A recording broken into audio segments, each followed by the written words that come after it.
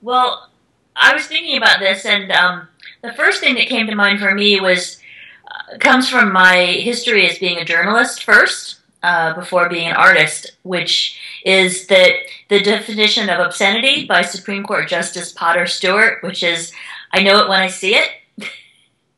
I think that social practice is, the very definition of social practice is evolving as the methodology evolves as well. So what might have been a definition even 5 years ago is going to look really different in the next 5 years. Technology, everything, even this project that you're doing right now wouldn't have been possible, 5, 10 years ago. And so how we engage with one another, how we interact with one another, it continues to evolve. But I think that the interaction and the involvement is definitely at the core of it.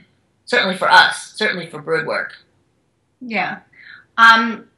I wanted to say that this is Rebecca Niederlander, who is a fine artist and co-founder of Broodwork with me. My name is Iris Anarain, and I'm trained as an architect, but I work in all sorts of different modalities.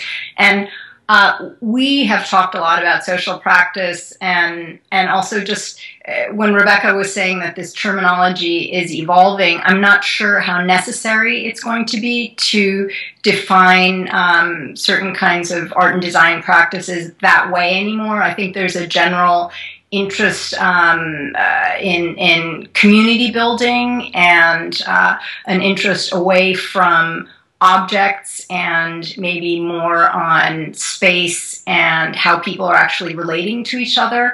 That is sort of in the mix now, and I know that we very much have that. Yes. And I know that in my own work, I'm very interested in setting up conditions for certain interaction. I wouldn't say that's primary, but I would say it's equal with what is actually being produced, that these two things go hand in hand. And we talk a lot about how Broodwork, which is our collaboration, underscores the intersection and interweaving between creative practice and family life, and how this it's that relationship that I guess would be called our social practice, and then what we actually produce under that relationship, you can sort of call it whatever you want. Mm-hmm. Definitely. Could you tell me more about Broodwork and how it operates? Yeah. So Broodwork was founded out of social practice in a different regard. Joyce Campbell and Iris curated a project for Fritz Haig and the Sundown Salon series that he did called The Young Ones, which invited creative parents to come for a one day and show off the things that they make for their kids. And it was a wonderful day of tremendous community building. A lot of us made new friends that we're still friends with, and that's years later. It's probably 5 years later. But afterwards, Iris and I realized that there was such a tremendous need for developing this creative parenting community. And it's not that we all wanted tips on, like, how to diaper better or what were the best weaning foods. What we really needed was how are we all going to make this work? And then out of that, we realized the real questions were, what was it that creative practitioners could bring to parenting? How were we, we're all innovators in and of what we do. We are, the avant. So what do we think about parenting, and how are we looking at parenting? And then also, what can being a parent bring to a creative practice? And, as parents, we need each other. We need our community. And being a parent is a social practice in itself in many ways, especially for those of us. Iris and I both we're emigres to Los Angeles, and neither of us or our partners have family within multiple time zones of LA. So we've created a new set of family in Los Angeles. We are each other's emergency contacts at school.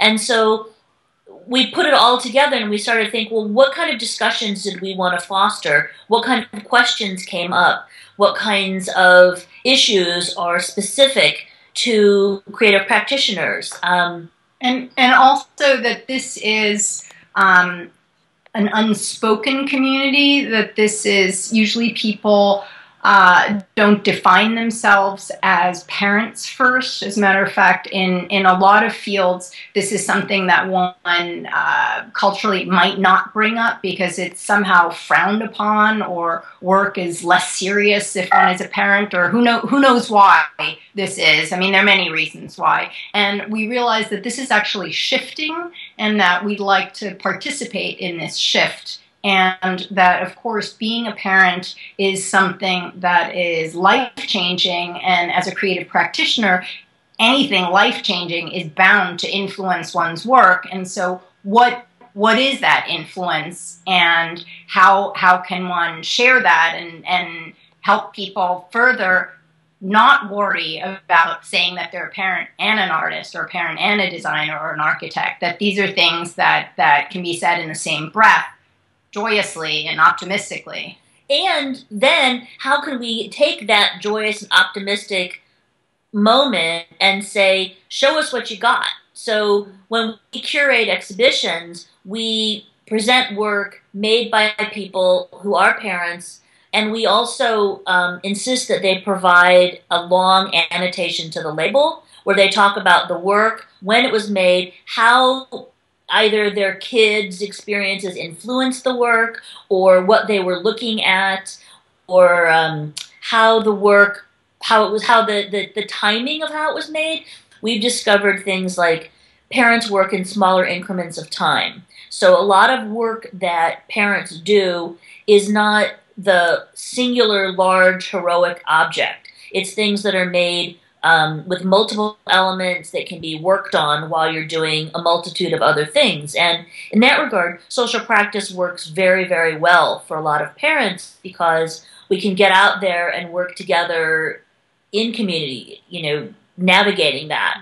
So we have curated exhibits, we have done lecture series, we do blogging, we have a huge Facebook community that crosses.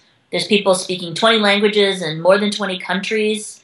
Trying to find all the ways in which we can be the umbrella discussion for this particular, previously undefined community, and give it a very specific, loud, positive voice.